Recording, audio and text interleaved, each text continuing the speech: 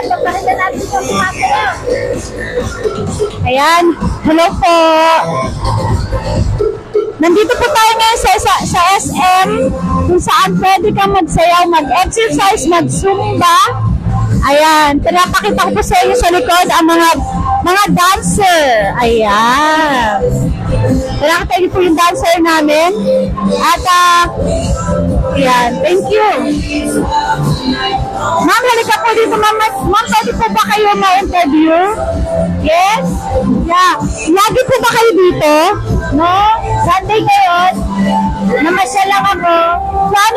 So ano pang feeling na lagi kayo nandito sa SM? Hindi ako palagi nandito. Minsan lang. Pero sabi niyo palagi po kayo dito at nagsasayaw ba kayo? Tama po ba? Hindi. Lagi lang ako nag-exercise everyday. Workout, sa bahay, malakad. Okay. So ngayon na nga, habang hinihintay namin matapos yung sumasayaw sa likod kasi ready naman kami ang next na pero ayaw nila kami pasayawin. Ayan, nahihina ako.